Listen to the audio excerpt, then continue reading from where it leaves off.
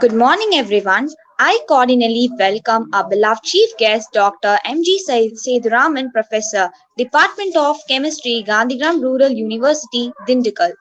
I thank a beloved principal, Dr. M.K. Malati ma'am, and a secretary, Dr. Gautam P. Wade, for giving this opportunity for conducting this webinar on the topic Quality Metrics in Higher Education. And a cheerful morning to our beloved teachers and fellow students. Every step of prayer in the morning is taken with the name of God. So let us start upon with the college prayer and join our hand for the sake of blessings of God.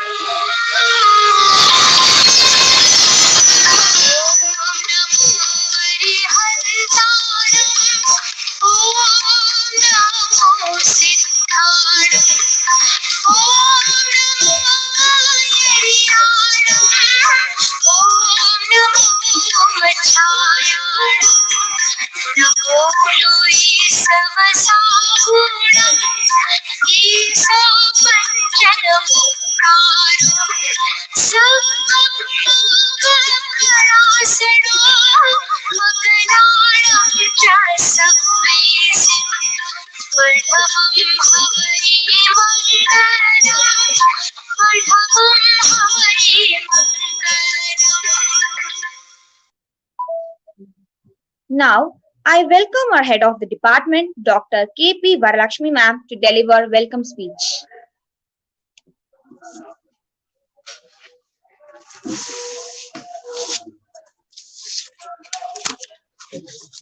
A very good morning to all. On behalf of Guru Shri Shantivijay Jain College, I deem it a great pleasure to welcome you for the national level webinar on the topic Quality Metrics in Higher Education, organized by Internal Quality Assurance Cell in association with BCom ISM department.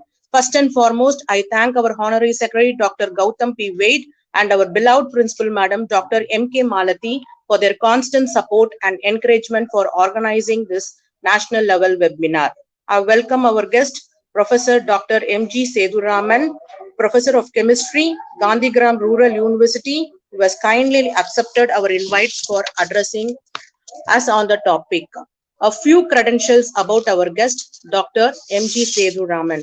Dr. M.G.Sethu Raman, Professor of Chemistry, Gandhigram Rural Institute, has had his MS and PhD from Regional Engineering College, Trichy, and now known as National Institute of Technology, Trichy. He has 32 years of teaching and 36 years of research experience. His areas of specialization include natural products chemistry and surface protection strategies. Professor Sethu Raman has published 154 research articles in leading international journals with good impact factors, and his publications are widely cited. 20 scholars have been awarded PhD under his guidance, and 8 scholars are presently working under his guidance. He has delivered more than 400 invited talks in various national and international conferences, both in India and abroad. He is the recipient of the Muscat National Award 2018 of the Electrochemical Society of India in recognition of the significant contribution made to the domain of corrosion science. He was chosen for Mid-Career Award of UGC under BSR scheme in 2021. He had the honor of being included in the list of top 2% of the world's scientists compiled by Stanford University. He was conferred the Outstanding Research Scientist Award by the Antiviral Research Society in the year 2022. Professor Dr. M.G.Sethu Raman is associated with several Indian universities through membership in various academic bodies. He has rich administrative experience and shouldered number of responsibilities. He was the head of the Department of Chemistry for 3 years and Director IQAC for 8 years. He served as Director Research and Development GRI for 1 year and 8 months. He also served as the Controller of Examination in charge for 1.5 years. He also shouldered the responsibility of the Registrar in charge of Gandhigram Rural Institute for a brief period. Also served as a member of the Interim Administrative Committee, discharging the functions of Vice Chancellor during 2008 and 9. He has been nominated to the Syndicate of Bharatdasan University as Governor Chancellor nominee for the period of 3 years from August 2021. Presently, he is also serving as a member of Executive Committee, Bharatdasan University Tiruchirappalli Business Development Center. He is also the member of the Finance Committee of Bharatdasan University. He is nominated to the Planning Board of Manonmaniyam Sundaranar University as a member by the Honorable Governor Chancellor for a period of 3 years.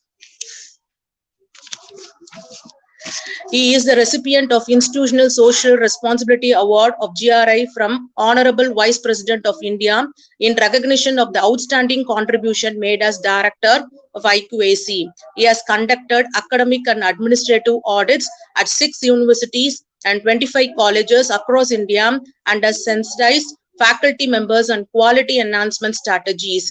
He is a NAC peer team member. He has served as a resource person in more than 40 NAC-sponsored national conference workshops. He is actively involved in quality sustenance activities such as curricular design, outcome-based education, quality metrics in research, research quality circles, quality benchmarking, and creation of institutional database. His credentials go on. Once again, I welcome you, sir. Thank you.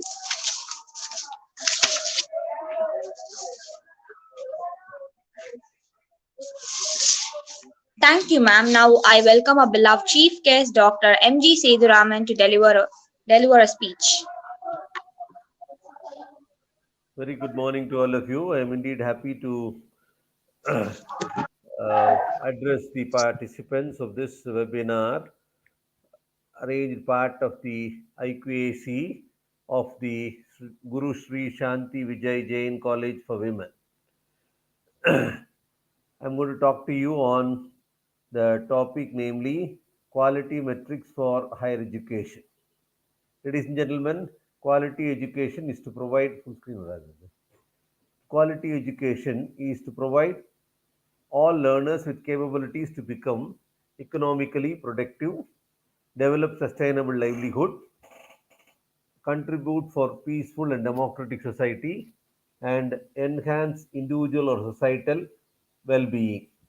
Fine. Now, this is the aim of the quality education. Now, coming to the higher education scenario, we have three mandates for higher education. One is knowledge dissemination. Second is knowledge updation, and third is actually knowledge creation. Of course, higher education is for the production of qualified human resources. A country cannot really sustain long without the proper human resources. So we need to really produce qualified human resources, for which higher education really is important. Second is training for the research career. Ladies and gentlemen, we all know that development is needed for the country's growth. If development has to take place, there has to be research aspect. And training for the research career is one of the higher education's objectives. Third is efficient management of teaching profession. We need to really efficiently manage the teaching profession. And fourth is matter of extending career opportunities. We need to really extend the career opportunities. Teaching, research, and extension are the three dimensions of education. Now, placement has become the fourth dimension of education. So, the higher education is for extending the career opportunities. Next. Now, what are the functions of higher education?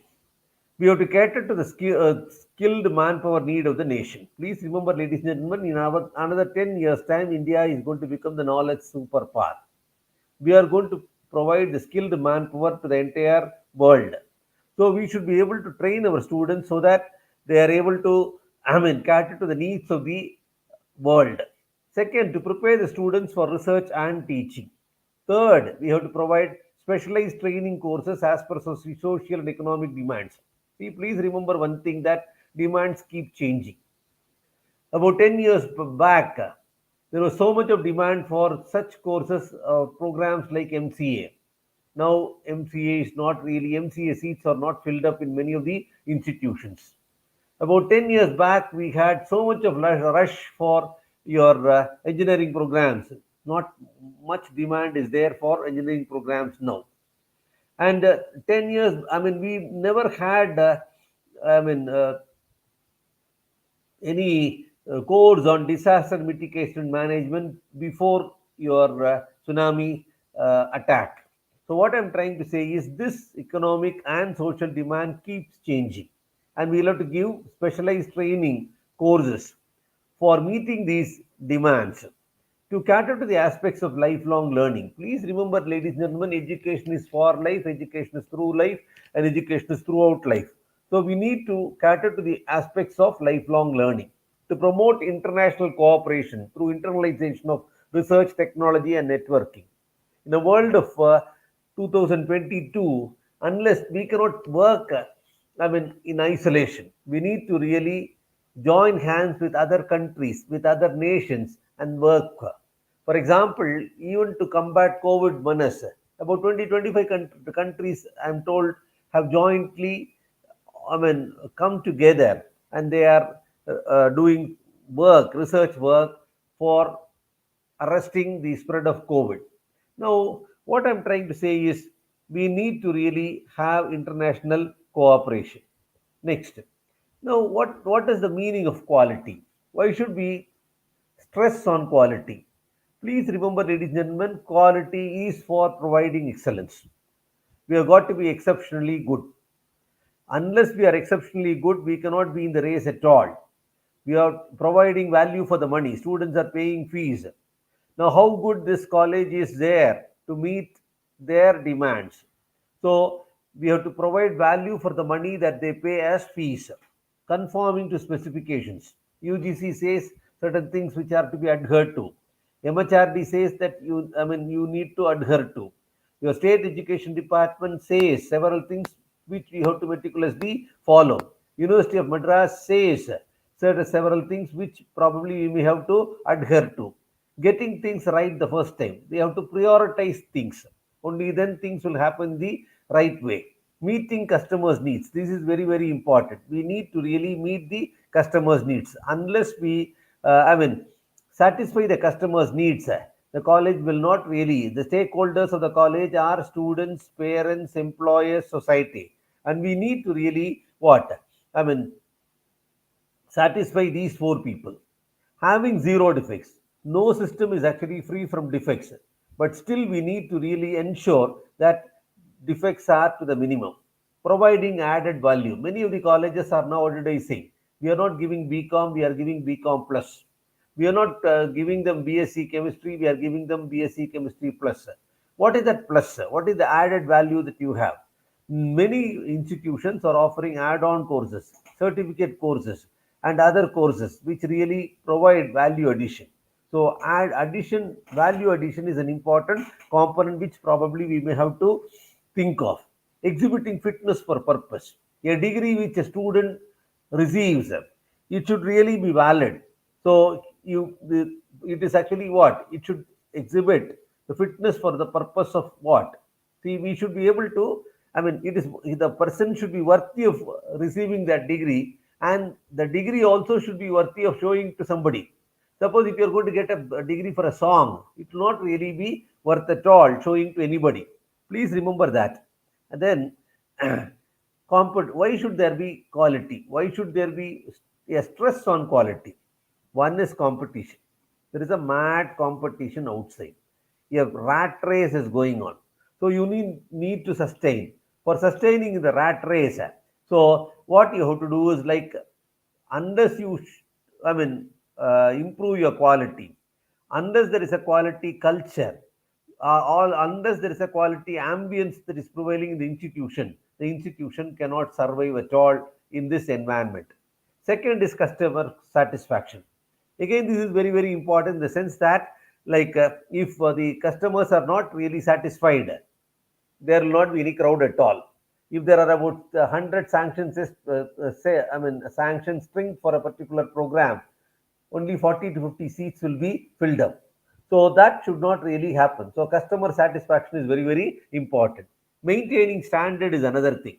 We need to maintain standards. So what is the kind of standard that this institution is really maintaining? Is there any standardized procedures of teaching? Are competent faculty available? Is the syllabus up to the mark? So all these things are being asked. Accountability is there. So for the amount that they are paying as fees, we should be accountable. Okay, so this is very, very important. For the salary that we are getting from the institution, teachers are accountable. So accountability is very, very important. Improve employee morale and innovation. No institution can survive if you don't the if there is no satisfaction of the employees. So naturally employees have to be satisfied. So the morale of the employees have to be improved. There has to be innovation. Please remember, gentlemen, innovation is a much talked about term today. If there is no innovation at all, people will get really bored. Now, what do you mean by innovation?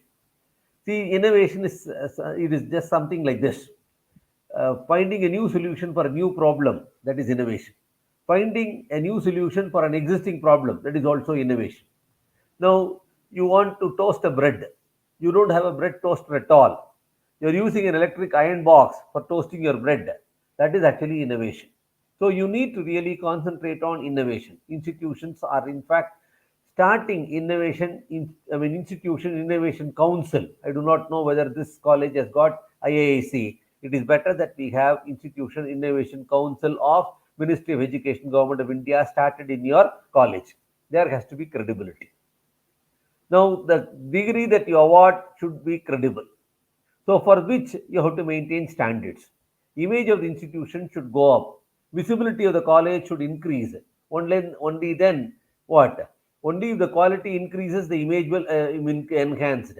Visibility will become greater. So, this is what actually I would like to say. Now, what are the trends and challenges of higher education? Trends are the demand for higher education is expanding very rapidly. There is a phenomenal explosion of number of higher education institutions. If you take a walk in the OMR road, more than 150 institutions are there. So number of institutions have increased exponentially. By 2020, 30, ladies and gentlemen, 40% of the global force is going to be knowledge workers. Quality is the biggest casualty in the entire process. So many private colleges have come up. Quality has taken the back seat. We are not able to emphasize quality.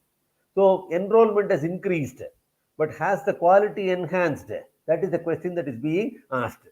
Of course, there are umpteen number of challenges before the institutions. We have to make education accessible to as many as possible. We have to ensure that quality of education provided is worthwhile. Third, we have to provide education at reasonable cost. All these things are really needed. Fine. Now, what are the elements of quality education? Teacher and teaching methods. Competent teachers should be there. So teaching methods should be diverse. If the present day students, they want learning professors and not the learned ones. Not only that, they want diverse methods of teaching. The student is asking, if you can't teach the way I understand, better you change the strategy so that I can understand. That is the kind of demand they are placing on us. Educational content. What kind of syllabus that we are offering them? What is the kind of educational content that we are providing them? That is very, very important. Learning environment. Present day students really go for web tour to find out why there is a mad rush for such institutions like Sastra University or VIT. When you go for a web tour itself, the kind of ambience that you have in these institutions is really good, awesome. So that really makes them lured into the institutions. So we need to have the right ambience, the right learning environment. Governance should be there. The management should be an excellent one. It should be a supporting management. It should cater to the needs of the students and the faculty. Then preconditions for students. Students are to be trained properly. They have to be actually oriented towards the institution. In fact, I still remember One of the institutions in Coimbatore is having, on the first day of their college, they have a career map drawn by the students. Okay, they sensitize the students and tell them with the various avenues for BCom courses or BSc courses or BA courses, and tell them that these are the avenues, and then make them draw the career path. So we need to really condition the students. Then funding and organization. We need to have vitamin M. Unless we actually have the vitamin M money, it will not really be helpful at all. So we need to have the resources for running the institution. Organizational support has to be there, and we should emphasize on outcomes. See, the boy, when he finishes his BSc, he should be able to show the outcome. So, if the outcome is not there, it's of no use at all. What are the various quality dimensions in higher education? Of course, there are tangible factors. Competent staff should be there, competent syllabus should be there, competent students should be there. They must all have the right attitude. If the teachers do not have the right attitude, what kind of teaching will take place? If the students do not have the right attitude, what kind of learning will take place? So right attitude should be there. Content. Now content should be validated. Now what kind of content that we teach for our BCom students or BA students or BSc students? So that's very, very important. Then what is the kind of delivery system that we have? This is your teaching in the year 2022. So naturally, you just should not confine yourself to talk and talk. You need to really go for multimedia presentations. What is the kind of delivery style that you have? Then reliability. How reliable is your degree? These are the six parameters that we need to really emphasize on. Now, what are the tangible things? The quality dimensions in higher education. We must have sufficient equipments or facilities in the college. We should have modern equipments, and these equipments should be accessible. There should be a visually appealing environment. You should have a good hostel facility, sports facility, cultural facilities, etc. Second is competence. Sufficient staff should be there, but they should all be qualified. Staff. They should either have NET qualification or SLET qualification, or they must have PhD. Practical knowledge should be there. They should be updated in their approach. They should have expertise in teaching. Communication ability of the teacher should be fairly good. Then third is the attitude. Teachers should be able to understand the students' needs. Principal should be able to understand the students' need. There should be willingness to help.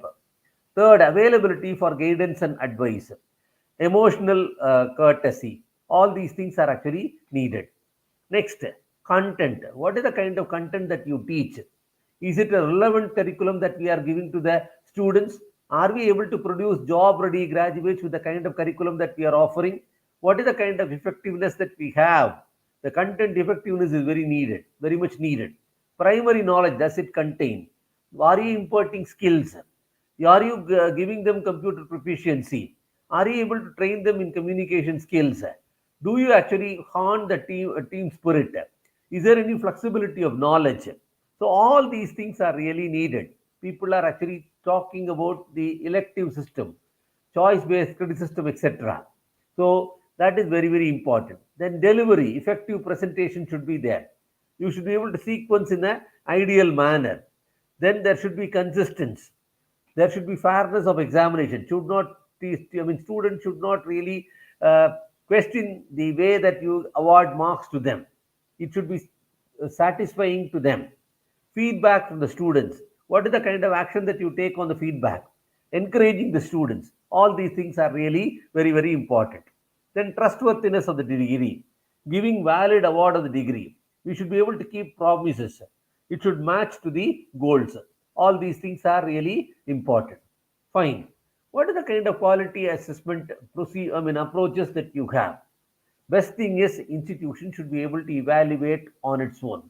Teachers should be able to do self-evaluation. Students should be able to do self-evaluation. Then a panel of experts can visit the institution and make. That is why what we do in AAA, academic and administrative audit. Experts like me have gone to hundreds of institutions across the country. We have actually verified their credentials.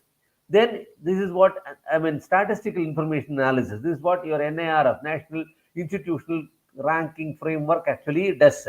They get certain detail from you, and then they analyze these details. Then best practices benchmarking, student surveys, testing the knowledge, skills, and competencies of the students. Then you have EQM, external quality monitoring mechanisms. So all through all these things, quality assessment is actually done. Now, ladies and gentlemen, what is the conceptual framework of a quality metrics? First one is beginning characteristics. What kind of students are you getting? The abilities of incoming students.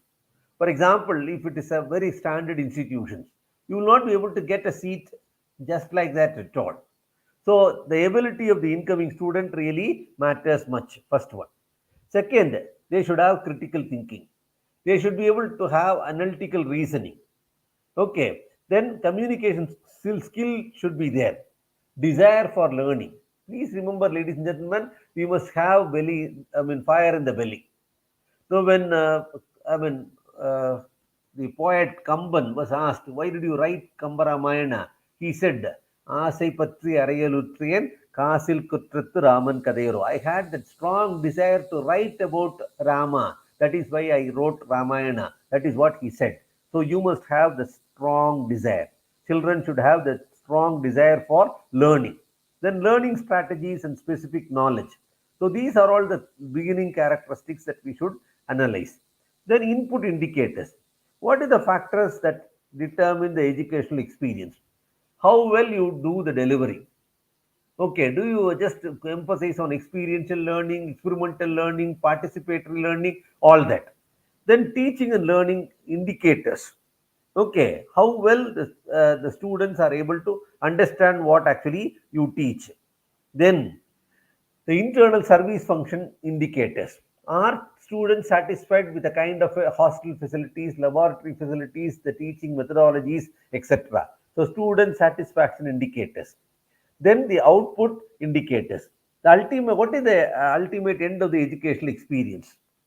Now, how many students have joined and how much of them are able to complete their degree? What is the campus interview percentage? How many of them are able to get employed?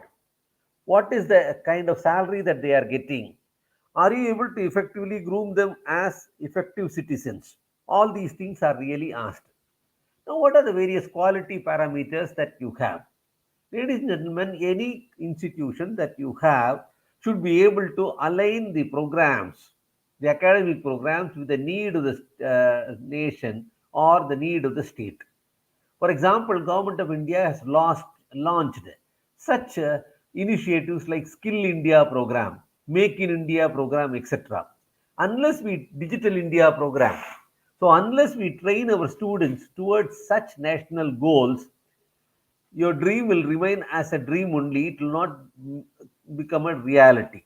So we need to really align our academic programs with the programs of the state government or the central government. Then we have to restructure the syllabus.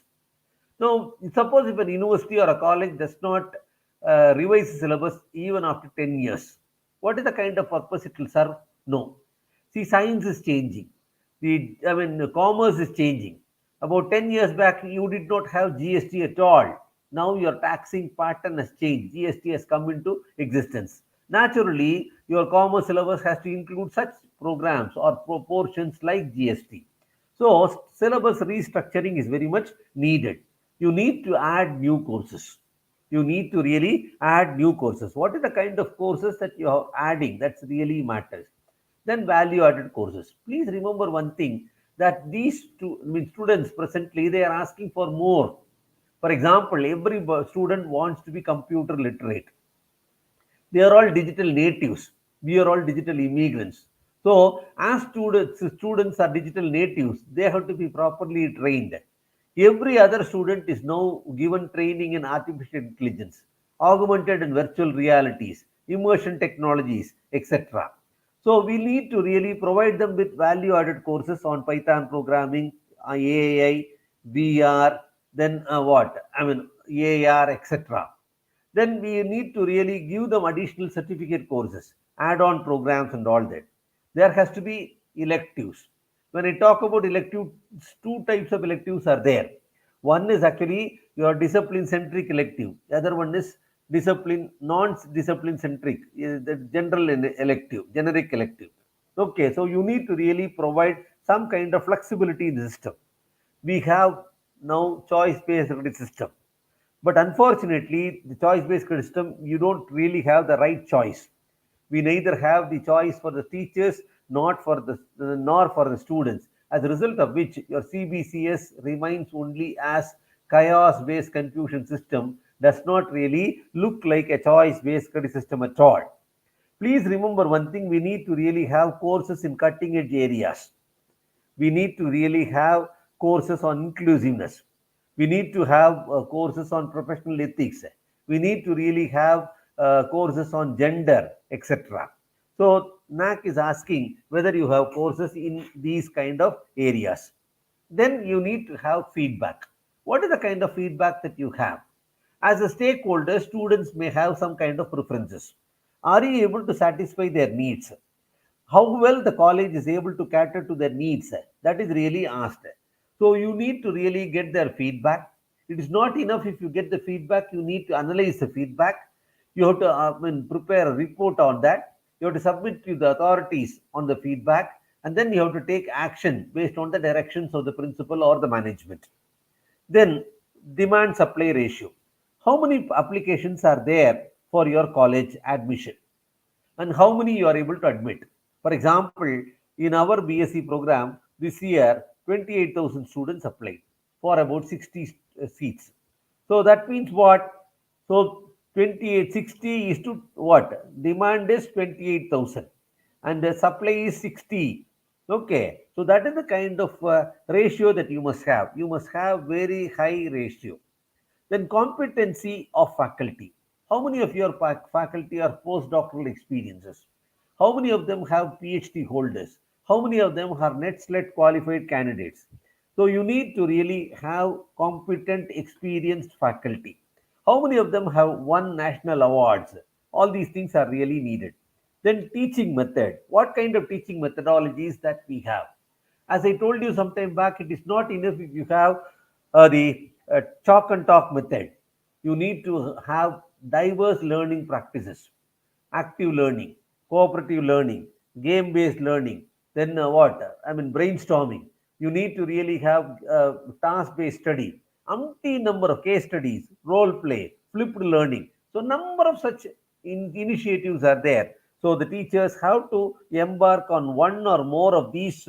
I mean, teaching methodologies. Then evaluation reforms. We have two different types of evaluation. One is the summative assessment. The other one is the formative assessment. So we need to really have reforms. Your with your question paper should be objective in nature. You should have a transparent system. You should have an outcome based evaluation. All these things are really needed. Then examination results. You should be able to publish the results in record time. As a controller for Gandhigram Rural Institute, I have published the result within a week's time for many of the programs. So we should be able to have quick what? Declaration of results. Not only that, it should be foolproof. So students should be satisfied. There should not be much of grievances. So you should have a transparent system also. Catering to student diversity. Some of the students are slow learners. Some of them are fast learners. You should be able to meet the demands of the fast learners as well as the slow learners. We must have outcome based education. For every institute, program, you need to really specify what is the program outcome, what is the program specific outcome. We need to have course outcomes also spelled out. We need to really have the correlation between CEO and PSO. I do not know whether your college has gone for OBA. It is better that you really have your teachers trained on outcome based education, because UGC has already said about the learning outcome framework. Okay, then thrust areas of research. Now, teaching, research, and extension are the three dimensions of education I said some time back. Now, without research, teaching is really not good at the higher education institutions. It is like food without salt. So, you need to really add some research aspect into your higher education system. That is why project work component is included both in your UG as well as PG programs. So you need to have thrust areas of research spelled out. Innovation ecosystem should be there. You must have startups inside. You should train your students to go for hackathon, mobithon, talkathon, etc. So there should be innovations inside the campus. The teachers should be able to take up projects, funded projects. There are about 25 funding agencies like UGC, CSIR, DBT, ICSSR, etc. Teachers should be able to apply for all these grants. I do not know how many of, whether your college is 12B and 2F, status college. If it is not so, your management and principal should strive for getting 12B status for the college. Only then you can apply for funded projects. Then you must have publications. When I say publications, you must have quality publication. Earlier, it was said, it was said that it is publish or perish was a slogan. Now, publish, cherish, and flourish is a slogan. You need to have your publication in Scopus Index journals. You need to have your publication in Web of Science Index journals. You need to have your publication in SCI Index journal. So, research publications are to be given prominence. Then, collaborations. This is very, very important. So, collaborations are really important. And then, consultancy is very, very important. So outreach activities are to be really important. Then infrastructure. The state of art infrastructure should be there. Any college should have adequate number of classrooms. You must have a seminar hall. You should have adequate laboratories. You should have a good library. You should have a good computer center. So all these things are to be like at the state of art level. So you should have extremely good infrastructure. Then library facilities. See, you must have rare books, adequate number of books. Book bank scheme should be there. So you should have a library committee, and there should be enough and more allocation of funds for the library. So all that is there. Then computing facilities. Earlier we used to ask for student staff ratio. Now people are asking about student computer ratio. What is the kind of software that you have? What is the kind of bandwidth you have for your internet facility inside the college? Do you have Wi-Fi connectivity? All these things are really needed. Then maintenance of infrastructure is very, very important. It is not enough if you have infrastructure. It has to be properly maintained. Do you have annual maintenance contract for all your laboratory equipments, including your computers? That is very, very important. What kind of student amenities are there? Do you have student activity center? I was there in North Florida University some time back. When I go to the student amenity center, it was excellent. They had a dancing floor with wooden dance, wooden floor and all that, where about hundreds of students come. If you look at the gymnasium facility, there is a separate facility for women in which more than 200 students or 250 students come every day, okay, for gymnasium alone. And if you look at the kind of sports facilities that they have, it is excellent. So the theater facility that they have is excellent. So amenities should be there. There is a swimming pool. There is a gym. Okay, they have a dancing floor. They have a office. They have actually an ATM. They have a canteen. Okay, all those facilities are to be established, and they should be functional also. Student scholarship. What is the kind of scholarship that you have? Okay, merit cum means scholarship. Then you have freebies for sports students, like they give some free, waiver from the fees. All that is really given. Then student participation games. How many of your students are able to participate at the university level, at the state level, at the national level? How many of your students have represented the country? How many of them have represented the state in various tournaments like kabaddi, volleyball, basketball, hockey, cricket, etc.? Then what is the kind of participation your students are having at the college level in cultural activities, at the intercollegiate level, at the university level, at the state youth camps level, at the national level? Are they participating in the Republic Day parade? Are they participating in the NSS camps? Okay. Do they actually participate in NCC? Are they part of some cultural shows? What is the kind of placement that have? Whether your students are placed in MNCs, do they have placement from Google? Do they have placement from Amazon, Flipkart? Do they have placement in Cognizant? Okay, so are such companies like Amazon, TCS, Wipro, they come to the campus and take your students? That is very, very important. How many of your students are going from BSc to MSc or BCom to MCom from your college to some other college? So that is really very, very important. Then alumni. What kind of alumni that you have? How well are your students placed after their study in your college? Are you able to get my point? Are you listening? Okay. So alumni is very, very important. So Yes, how sir. many of Yes, sir. your We are listening, sir. yeah. Okay. How many of your past students have become IAS officers? How many of them are IPS officers? How many of them are class one officers? How many of them have turned out to be sportsmen? How many of them have turned out to be writers? Like that. So the performance of alumni really matters. Then governance system. What is the kind of governance system that you have? Do you have a kind of a college governing council? Do you have a finance committee? Do you have board of studies? Do you have an academic council? Do these, are decisions taken rightly at these forums? Do meetings take place regularly for all these bodies? So that is the kind of question that they are asking. Then strategic plan of the college. What is the kind of plan that you have? After 10 years, how will this Jain college be? Okay, will it be an autonomous college? Will it emerge as a college with potential for excellence? Will this emerge as an institution of eminence? So that is the kind of strategic plan and perspective plan that you need to have. Then financial mobilization. So this is very, very important. Without finance, no institution can survive. You need to actually give salary for the teachers, non-teaching staff, for buying equipments. For all that, you require money. They should not just depend on the fees paid by the college students alone. You need to really mobilize sources. For conducting the various programs, you need to get money from other sources. From NSS, you can get money. From research agencies, you can get money. There are, NGOs which are giving money for conducting the programs. So financial mobilization is very, very important. Another thing is quality. You need to really have what? A vibrant IQAC. You must have a functional IQAC. Internal quality assurance cell should be made functional. You must have quality enhancement initiatives taken. Every day should be an activity filled day.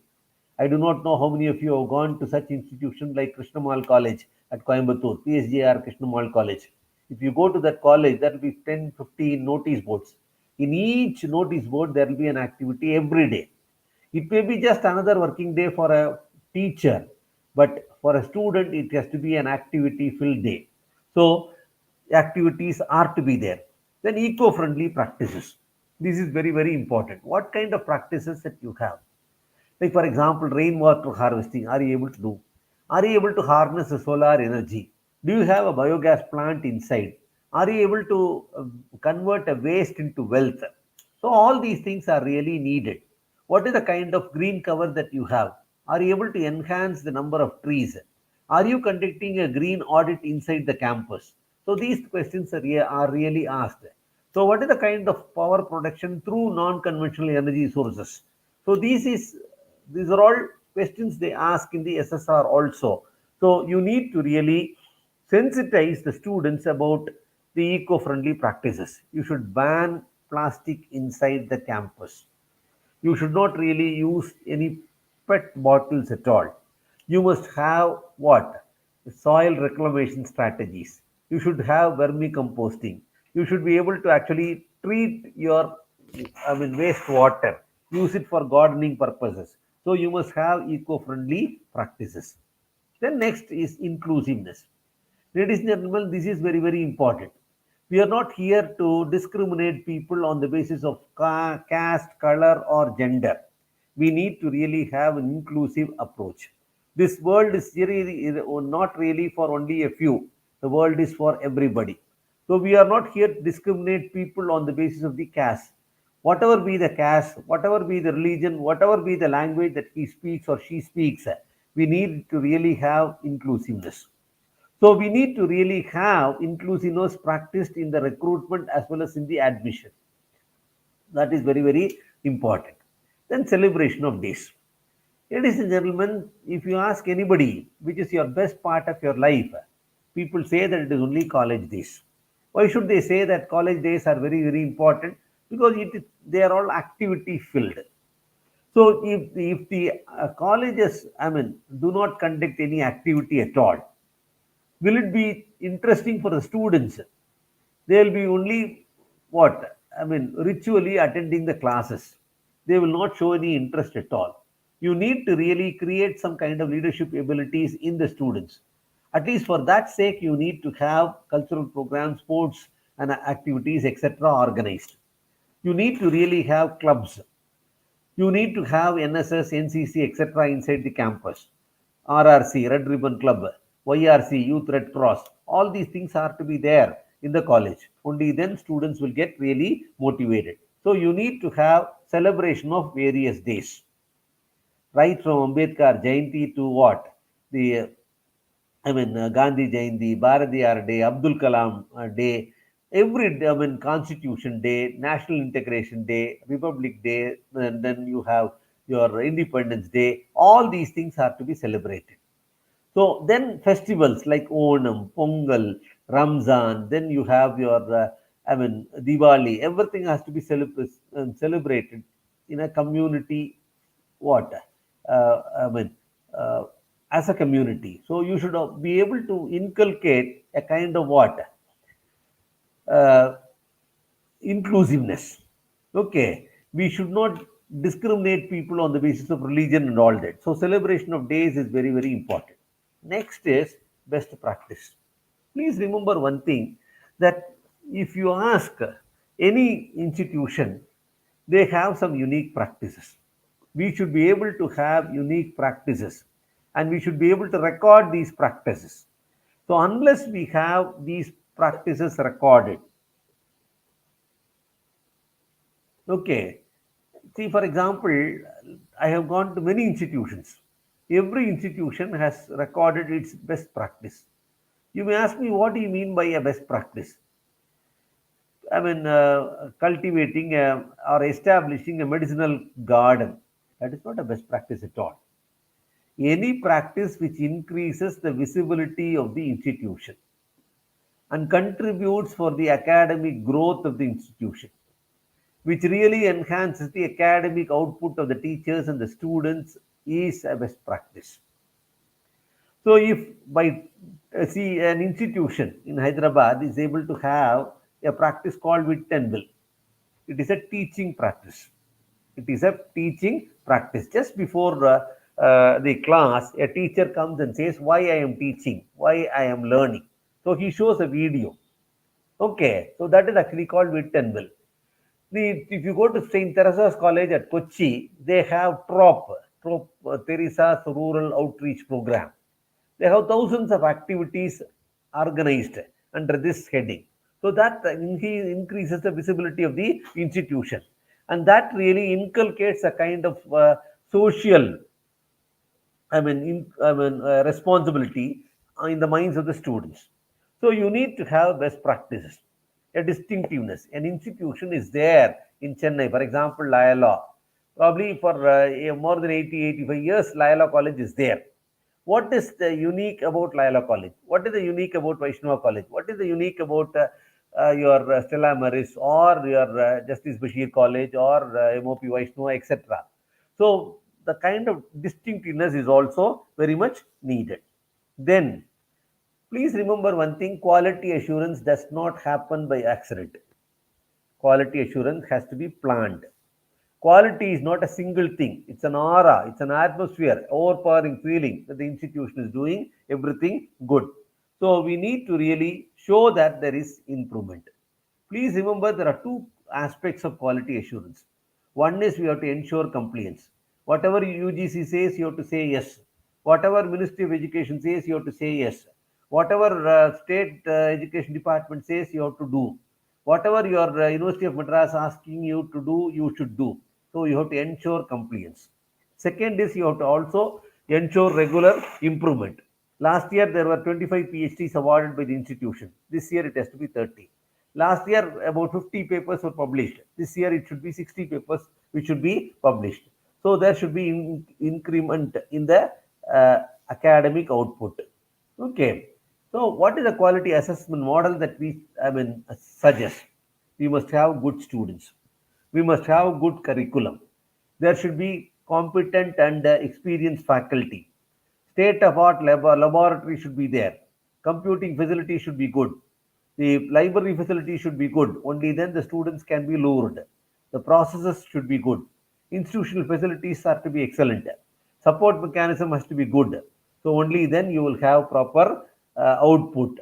So you'll have to probably take the feedback and improve the input. So this is the quality assessment model that we have for the institution. Every institution, ladies and gentlemen, should be able to do self-assessment. They should assess every year. Second, once in 2 years, they should have an internal review. And they should go for an external review once in 4 years. So all these things are really important. Please remember one thing, NAC has got 7 criteria. First criteria is curricular aspects.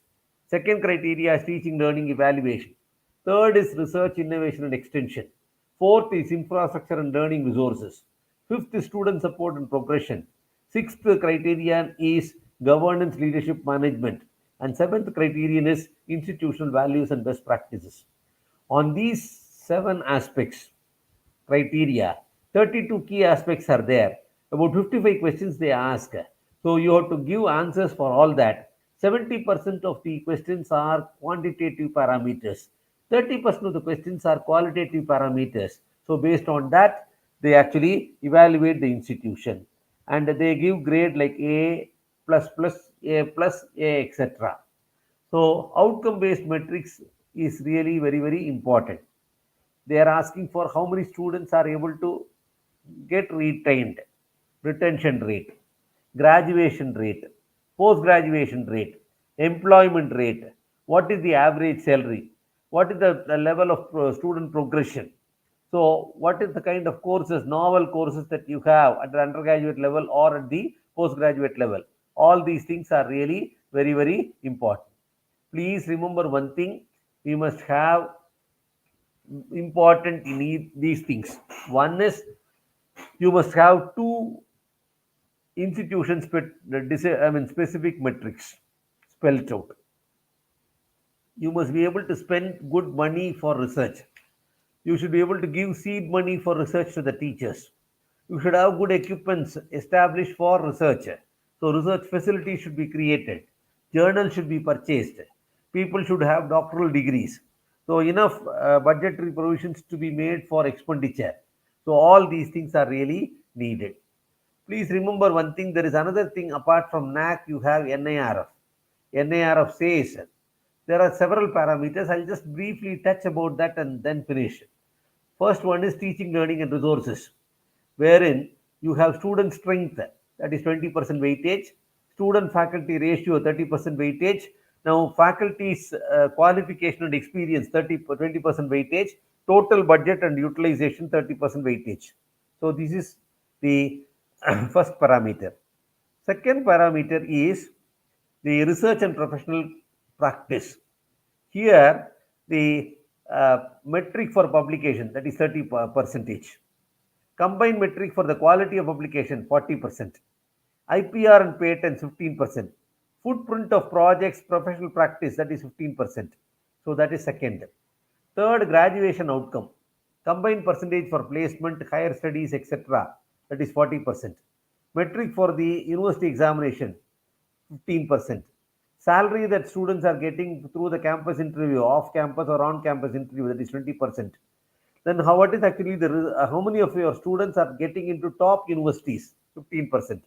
How many of them are able to get their PhDs from the institution? That is 10%. Then outreach activity, that is actually another parameter. So these are the parameters that you have for your NIRF. Please remember, perception is also there. What do employers think about your college? What do general public think about your college? What do peer members think about your college. That is really very important. They give weightage for that also. So there are other global university rankings also. For example, Shanghai ranking is there. Webometric ranking is there. QS ranking is there. Saimago rating is there. Times ranking is there. Number of ranking exercises are there. So, suppose if you look at the QS World Ranking, academic reputation 40% weightage. So 10% weightage for employer reputation. Student faculty, quality is 20%. Citations per faculty is 20%. International faculty 5%. Then international students 5%. That is the kind of weightage that they have. Then academy, see QS Asian ranking weightage is 30% for academic reputation. Employer reputation is 20%. Student faculty strength 15%. 10% is research papers per faculty. 10% is citations per faculty. 5% is staff with PhD qualification. 5% with international student and faculty. 5% exchange students. Okay, QS BRICS ranking. Again, there are parameters. So, like that, number of ranking exercises are there. All these things are to be kept in mind. Ladies and gentlemen, there is a difference between ranking and rating. Ranking talks about relative performance. Rating is very inclusive and adaptive. Ranking creates, in fact, a hierarchical list. Rating is of global standard.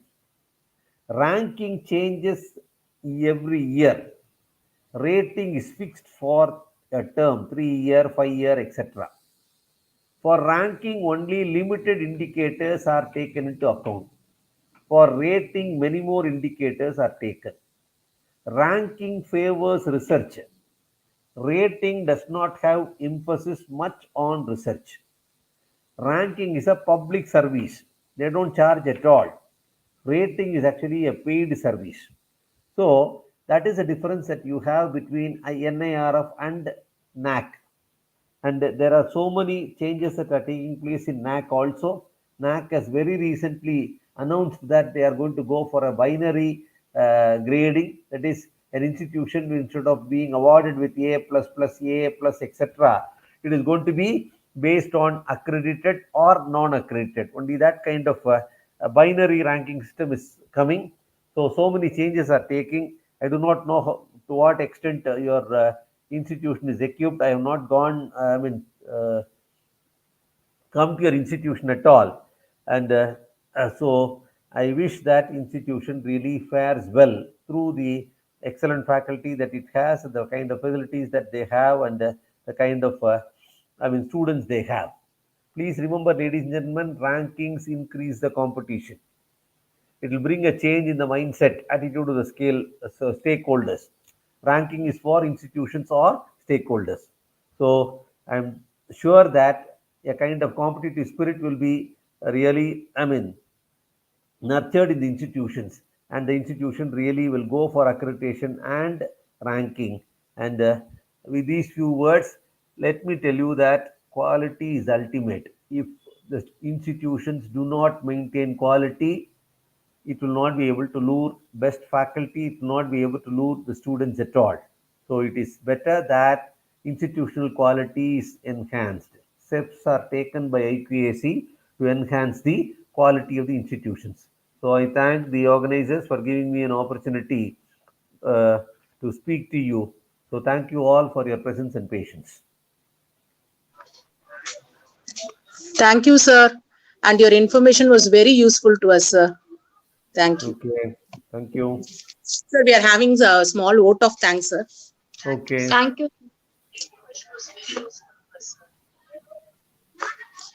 Thank you, sir. It was a wonderful speech. Now it's time to deliver vote of thanks. Now I welcome Yogeshri to deliver vote of thanks.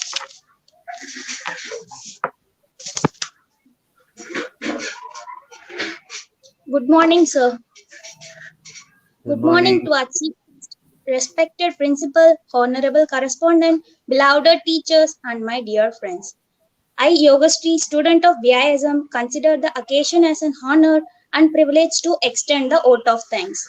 On behalf of the college management of all the students, I would like to thank our chief guest, Dr.M.G.Sethu, Professor, Department of Chemistry, for taking the precious time out and consenting to be our chief guest. Thank you, sir.